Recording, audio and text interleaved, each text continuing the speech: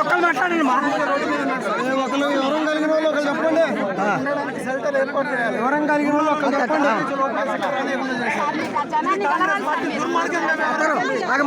అన్న మాట్లాడతారు.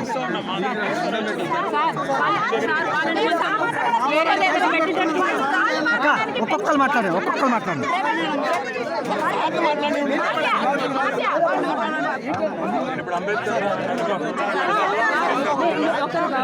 సార్ మీకు సంబంధించిన ఏదైనా ఎక్కడన్నా పార్క్ వెళ్ళాలంటే అందులో పెట్టండి సార్.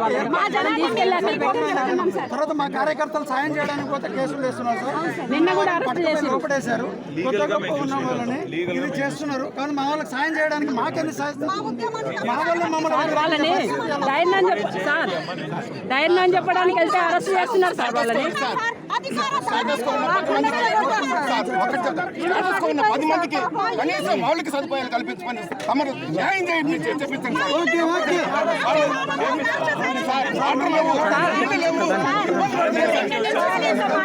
మీతో పాటు నేను కూడా వస్తాను సార్.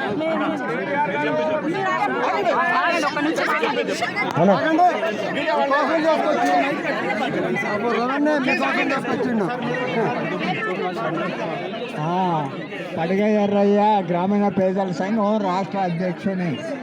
ఇప్పుడు కనీసం 77 నుండి గ్రామీణ పేదల సంఘంతో ప్రజాయుద్ధ పంద ప్రజలకి భూమి కొరకు, ఇళ్ల స్థలాల కొరకు, పోడు భూముల కొరకు మొత్తం ఈ భూదాన భూమి, పంచరాయి భూమి వాటిని పోరాటం చేసుకుంటూ అనేక సంవత్సరాలు చేతులు అన్నీ మన 2 రాష్ట్రాలలో ఉన్న మొత్తం జైళ్ళల్లో నన్ను పెట్టారు, జనాన్ని పెట్టారు.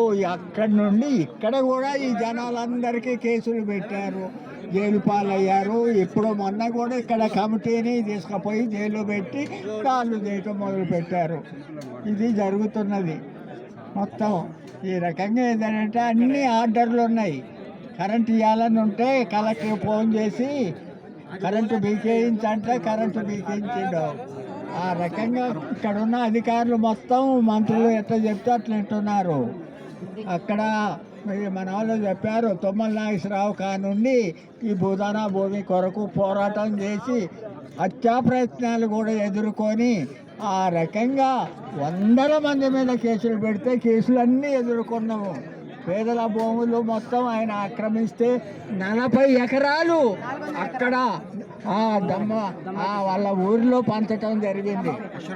ఆ నుండి మొత్తం వాళ్ళంతా కూడా మొత్తం అక్కడ బాగా హత్యా ప్రయత్నాలు, డబ్బులు ఇచ్చి కొంతమందిని వెనక్కి బట్టి ఇవ్వటం ఇవన్నీ చేసినా కానీ పేద ప్రజలు ఎదుర్కొన్నారు. అనేక కేసులు పెట్టారు. 100 మంది మొత్తం వరంగల్ జైలు, అన్ని జైలు తిరిగారు. ఎక్కడైనా పేదలు దేనికైనా తెగిస్తున్నారు, ప్రాణ త్యాగానికి తెగిస్తున్నారు. నా మీద కూడా దాడులు జరిగినాయి.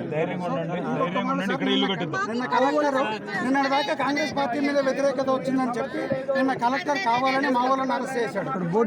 చేసుకుంటే మొన్న ఇందుకు కూర్చున్నోడే మా వాళ్ళు 20 మందిని అరెస్ట్ చేసి సాయంత్రానికి వదిలేశాడు. నిన్న కావాలని కాంగ్రెస్ పార్టీ మీద తప్పుడు ప్రచారం వచ్చిందని చెప్పి నిన్న మా వాళ్ళని తీసుకుపోయి తప్పుడు కేసులు పెట్టి జైల్లో వేశాడు సార్. మిగతా వాళ్ళని కూడా అరెస్ట్ చేస్తామని చెప్తున్నాడు. ఈ కలెక్టర్ చెప్పింది తప్పు సార్. కలెక్టర్ అమ్ముడు పోయాడు. ఒకటే మాట, మీరందరూ న్యాయం వైపు ఉన్నారు. మీకు పట్టాలు ఉన్నాయి. భూదాన్ బోర్డు ఇచ్చిన పట్టాలు 2014 మీ దగ్గర ఉన్నాయి. పెద్ద ఆయన వీరయ్య గారు చెప్పినట్టు ఎన్నో పోరాటాలతో మీరు సాధించుకున్న, ఎర్రయ్య గారు చెప్పినట్టు ఎన్నో పోరాటాలతో మీరు సాధించుకున్న స్థలం ఇది. ఇందులో మీరు చేసిన తప్పేమీ లేదు. ఇవాళ మీ మీద ఎన్ని ముద్రలు వేసినా, ఎన్ని కేసులు పెట్టినా మీకు అండగా మేము నిలబడతాం. 2 విషయాలు చెప్పారు మీరు. ఒకటి, తాత్కాలికంగా ఎక్కడైనా ఏర్పాటు చేయమన్నారు, చేస్తాం. రెండవది, మీకు ఇచ్చే మాట ఏంటంటే లీగల్గా కూడా మీ మీద కేసులు కానీ ఇంకోటి కానీ మా లీగల్ సెల్లే మీతో ఉంటుంది. మా ఆర్ఎస్ ప్రవీణ్ సార్ కూడా ఇక్కడ వచ్చినారు, మాజీ డీజీపీ గారు. సార్ కూడా మొత్తం ఈ విషయాల్లో అన్ని విషయాలు ఆయనకు అవగాహన ఉంది. మా ఎంపీ గారు గాయత్రి రవి గారు కూడా వచ్చారు రాజ్యసభ. అజయ్ అన్న ఎట్లాగో ఇక్కడే ఉన్నాడు, పోవాడ గారు అబ్బాయి మీకు తెలుసు, పోవాడ అజయ్ గారు. సో అందరం కలిసి ఇప్పుడు కూర్చుని పెద్ద ఆయన కేసీఆర్ గారితో మాట్లాడి మీకు నేను చెప్పే మాట ఏమంటే మీరు కొద్దిగా ఎందుకంటే ఇప్పుడు ఈ టైంలో వాళ్ళు ముగ్గురు మంత్రులు కూడబలుకొని అధికారులను కూడా ఇందులో భాగస్వాములు చేసి ఈ భూమిని లాక్కోవాలన్న ప్రయత్నంలో వాళ్ళు ఉన్నారు. ఈ భూమి విషయంలో నేనేమంటా అంటే మీరు ఐకమత్యంగా ఉండండి. నెంబర్ 1, మీకు అన్ని హక్కులు ఉన్నాయి, అది మర్చిపోవాకండి. మీరు ఇక్కడ ఇంటి పన్ను కట్టారు, ఇక్కడ గతంలో మీరు అప్లికేషన్లు పెట్టుకున్నారు కరెంట్ పోల్స్ కోసం, ఇంకా ఇతరత్ర. కాబట్టి మీకు అన్ని హక్కులు ఉన్నాయి, ఇంటి నంబర్లతో సహా కొన్ని ఉన్నాయి. కాబట్టి మీరు ఎవరు అధైర్యపడాల్సిన అవసరం లేదు. వాళ్ళు ఇందిరమ్మ ఇండ్లను ఆశ చూపెట్టినా ఇంకోటి చూపెట్టినా మీరు ధైర్యంగా ఉండండి, ఐకమత్యంగా ఉండండి. మళ్ళీ మీ స్థలంలో మళ్ళీ ప్రభుత్వం ఇక్కడ కట్టించేదాకా పోరాటం ఆపొద్దు, వాళ్ళ మెడలు వంచేదాకా పోరాటం ఆపొద్దు. ఖమ్మం అంటేనే పోరాటాల గడ్డ. మరి మీరు తల ఒగ్గితే ఎట్లా? ఐకమత్యాన్ని చెదిరిపోయి జరగాలి